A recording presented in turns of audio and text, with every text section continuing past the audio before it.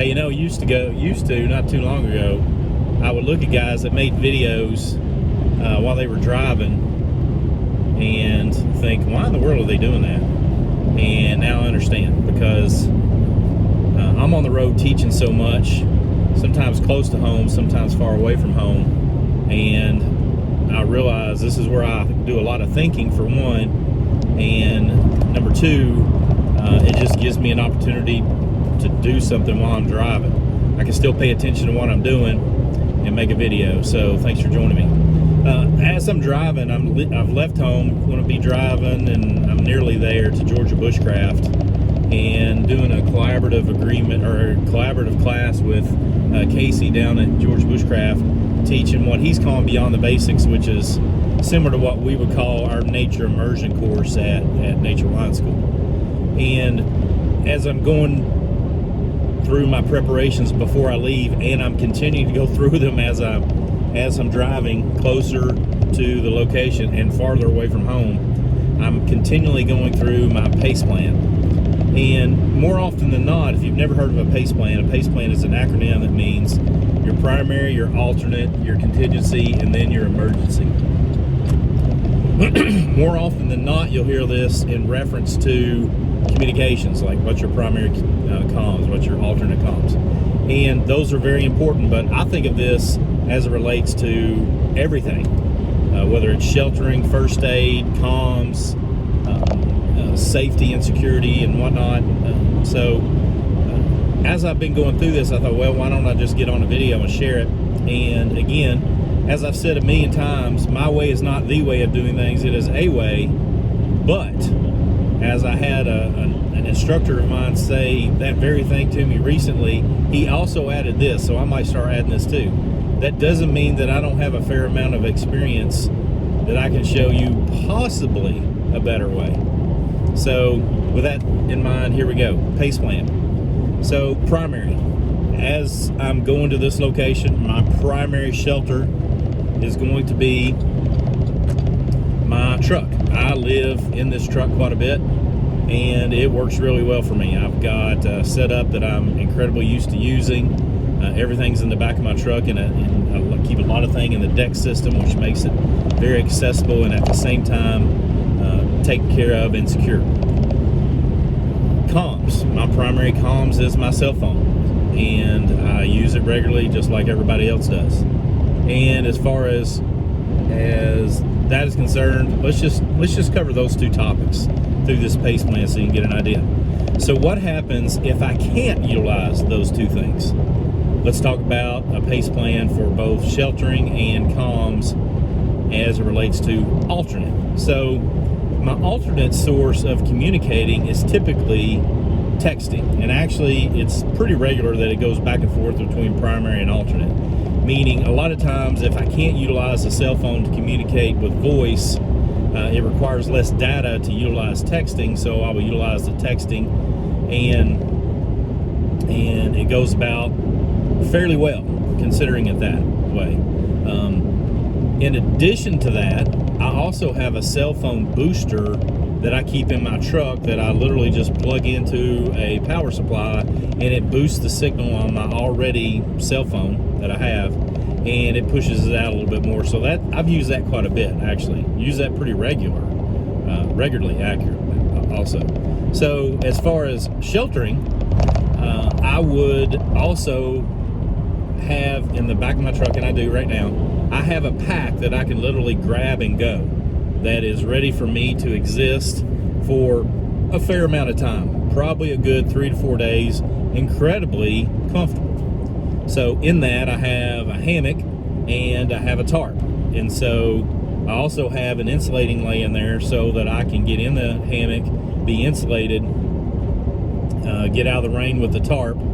And I have a hammock for the sole purpose that I might need to set up in an area that's uneven. I might not be able to find an area where I can lay down on the ground. It might be wet, any number of things that might want to get me off the ground. But more often than not, I might lay that on the ground and sleep just directly on the ground with it.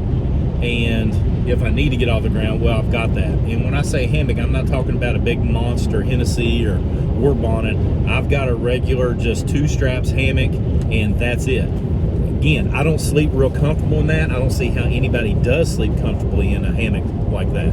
But it's an alternate means of a shelter for me that if I have to leave the truck, I can get out.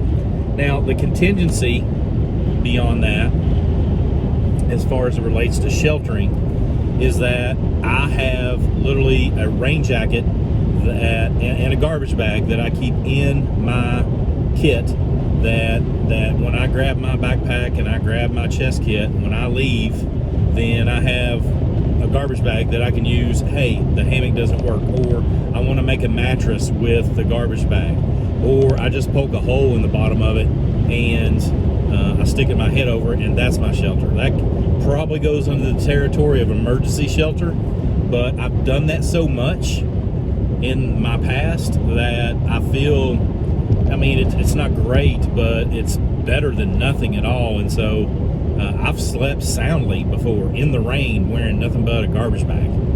So that is my shelter. Now, as far as communications are concerned, I have other apps that I use regularly that I feel are more secure. I use the Signal app. I use it quite regularly to get me off the regular communication train. And I also have social media, I have email.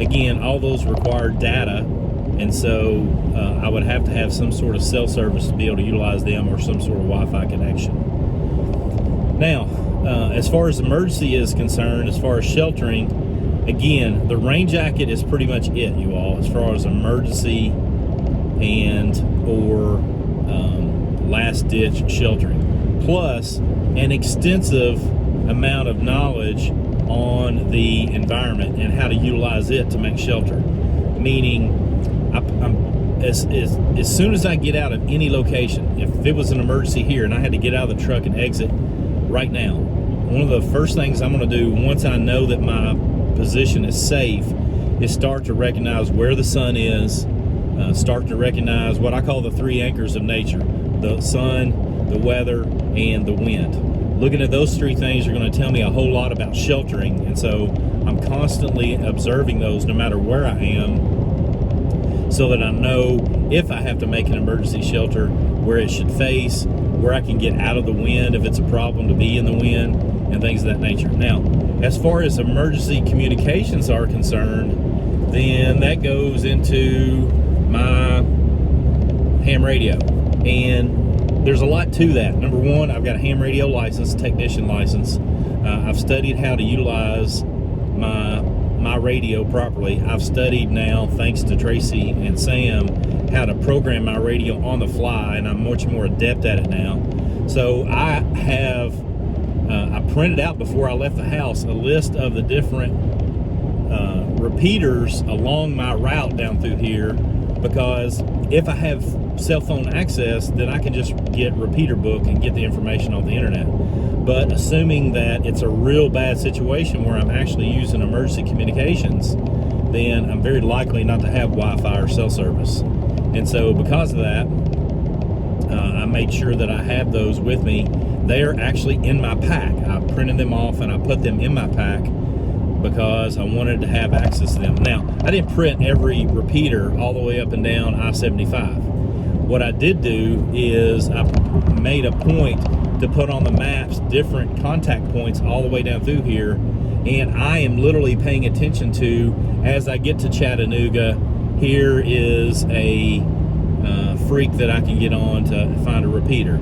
As I get into the Georgia-Tennessee state line, as I get further into Georgia, and so on. So all those things are written down, and I have coordinates for them. So again, I have the map downloaded. We didn't get into navigation, but that's another whole story. But maybe I'll do that on the way home. But I've got my coordinates at those different locations, so I can use my CalTopo app, which does not require that I have cell phone service to utilize the GPS mechanism of that. And I can definitely know where I am in relationship to I-75. I would probably use I-75 as a handrail to get all the way home. And so something like that, because it's, hundreds of miles, that I could literally use I-75 as a handrail. Now, with that said, in an emergency situation, we're talking about a situation where I've got to walk home. It's going to be pretty bad. Probably going to be maintaining a low profile all the way home. And so that's something that I've got to have easy navigation. 75 would do that. It would also bring a lot of attention to my position. So I would need to have the necessary sheltering as well as communications that allow me to remain gray and to remain low key, low presence, light discipline understood, move at night, rest during the day, so on and so on and so on. There's a whole lot that goes into that. So, am I crazy? Yeah, a little bit, and I'm okay with it. If all this sounds foreign to you, that's because you've lived a very blessed and wonderful life, and I'm very happy for you. If you've never talked to anybody who's been out of the country and dealt with the bullcrap that comes from large-scale disaster, or even some of the large-scale disasters that have happened within our borders, I pity you. I really do. You need to communicate, talk to these people, find out what kind of things happen in those types of events, and so you can prepare yourself for that eventuality. I've been banging the drum recently on social media, and I'm sure some people have wondered, why is he talking like this? He's never talked like this. I feel that we're getting close to what I would consider a large-scale event that's going to disrupt our normal way of life. Our country continues to devolve, not evolve. It continues to devolve. And so me and the people that surround me, and I hope the people that surround them, are individually and collectively preparing ourselves to be able to take care of ourselves in a large-scale event and to take care of those that we care about and love. So with that said, hope it doesn't alarm you. Everybody knows I'm a little bit weird anyway, and this just gives you some ammo to let you know that you are right in thinking that I'm a little bit weird. So with that said, as always, thanks for joining me. Gives me a little something to do on a road trip by myself. Come on, join in. Let's learn together.